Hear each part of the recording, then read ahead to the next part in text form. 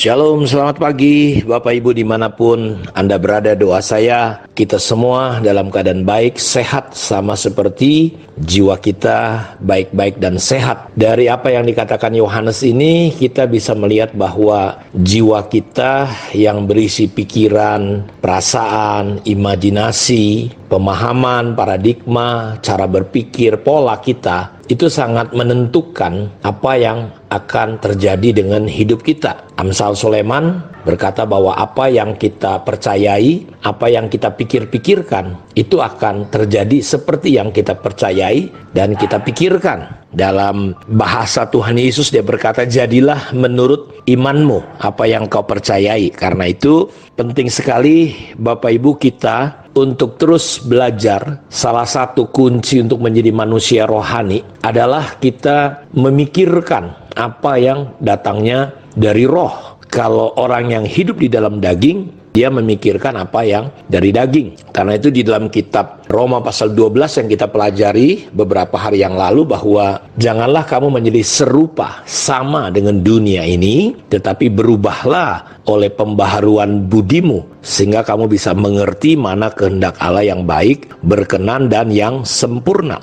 Dalam perjalanan hidup kita akan sulit bisa membedakan, bertumbuh di dalam membedakan mana yang baik, berkenan, dan sempurna kalau kita tidak mengizinkan untuk kita memperbaharui pikiran kita. Dan untuk bisa memperbaharui pikiran kita, langkah awalnya adalah kita tidak boleh sama dengan dunia.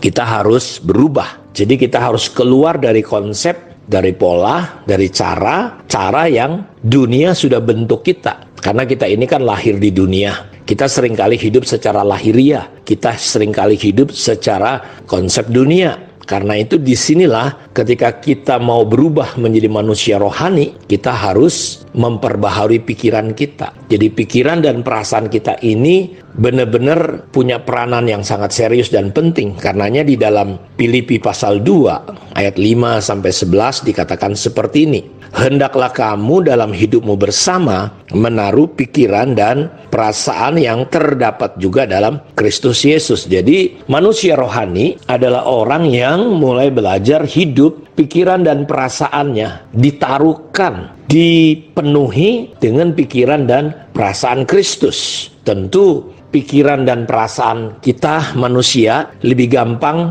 mengikuti pola-pola daging dan pola-pola dunia ini. Tetapi disinilah kita disuruh, seperti kata Rasul Paulus kepada gereja di Filipi, dalam hidup kita bersama kita perlu menaruhkan pikiran dan perasaan yang ada di mana? Yang ada di pikiran dan perasaan Kristus, yang walaupun dalam rupa Allah tidak menganggap kesetaraan itu sebagai milik yang harus dipertahankan. Jadi pikiran dan perasaan Kristus, saudara, adalah dia tidak mempertahankan. Pikiran dan perasaan kita sebagai manusia adalah kita cenderung dalam hidup kita mempertahankan hak-hak kita, pencapaian kita, nama baik kita, reputasi kita. Kita seringkali mempertahankan. Dan itulah bedanya pikiran Kristus dengan pikiran manusiawi kita. Tapi kita di sini disuruh masukkan, taruhkan pikiran dan perasaan Kristus. Dia tidak mempertahankan haknya.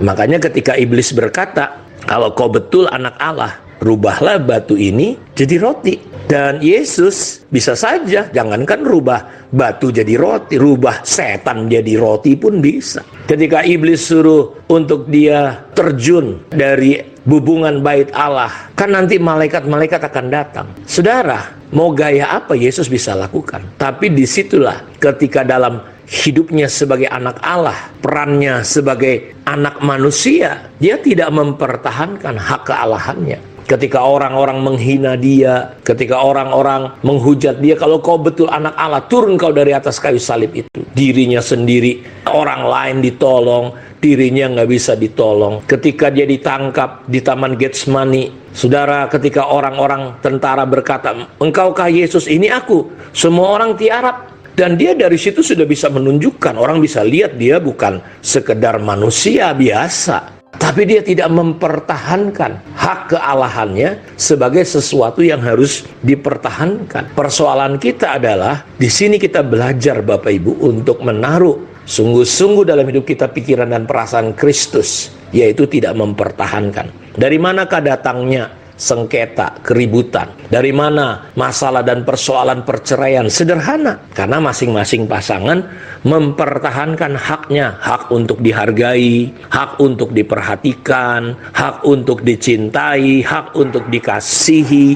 Banyak sekali hak-hak kita. Dan kalau kita mau bertumbuh menjadi manusia rohani, saudara, kita harus mulai belajar seperti Tuhan Yesus. Pikiran dan perasaannya dia tidak mempertahankan haknya. Lihat, perhatikan baik-baik. Semua kekacauan terjadi ketika kita mempertahankan pola pikir manusiawi untuk kita pertahankan semuanya itu. Dan itu menjadi sumber persoalan. Karena itu ego kita. Karena itu kita perlu belajar. Taruhlah pikiran dan perasaan Kristus. Yang kedua, dia bukan hanya melepaskan, tapi dia mengosongkan dirinya dan mengambil rupa sebagai seorang hamba, seorang manusia. Dan dalam keadaan sebagai manusia, dia merendahkan dirinya. Pikiran dan perasaan manusia itu selalu sombong, tinggi hati. Tapi pikiran dan perasaan Kristus adalah kita diajar untuk apa, Bapak Ibu? Untuk rendah hati. Dia merendahkan dirinya sedemikian rupa. Dan orang-orang yang rendah hati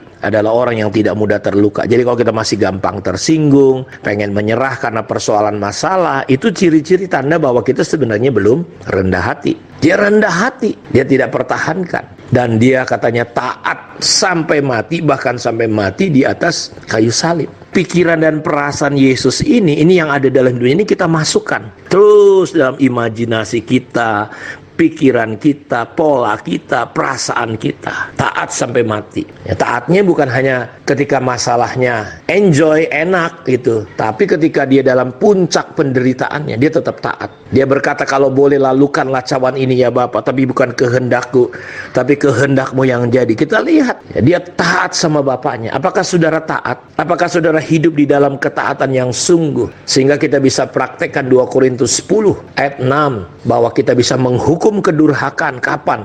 Ketika ketaatan kita sudah menjadi sempurna. Dan kita nggak akan bisa taat kalau kita tidak pernah, Bapak Ibu, belajar untuk meruntuhkan benteng-benteng yang dibangun oleh iblis. Makanya Paulus runtuhkan itu. Apa yang diruntuhkan? Siasat orang, asumsi, pemikiran-pemikiran yang jahat, kesombongan. Saudara, kita akan melihat betapa dahsyatnya sebenarnya gereja, betapa dahsyatnya hidup kita sebagai anak-anak Tuhan. Tapi masalahnya, pikiran dan perasaan kita masih tetap tidak bisa dikuasai oleh pikiran dan perasaan Kristus. Saya berdoa supaya renungan ini bisa menembus jauh ke dalam pikiran perasaan kita, sehingga kita mulai menghidupi, sehingga pikiran perasaan Kristus menduduki, menguasai, mendominasi keberadaan pikiran perasaan kita. Kiranya renungan ini bisa memberkati dan menolong kita semua. Mari kita berdoa. Tuhan, terima kasih dimanapun anak-anak-Mu berada, jamah, sentuh, dan jangkau mereka dengan kebenaran firman yang memerdekakan ya Tuhan. Kalau ada yang lemah, kuatkan. Yang sakit, disembuhkan dalam nama Yesus. Apapun yang menjadi tekanan, depresi, apapun yang menjadi beban berat, Tuhan ada kasih karunia, sehingga kami mampu menanggung segala sesuatu lewat kebenaran firman yang memerdekakan kami. Diberkatilah semua anak-anak-Mu di dalam nama Tuhan Yesus Kristus. Terpujilah Tuhan. Haleluya. Amin. Tuhan berkati kita semua. Shalom.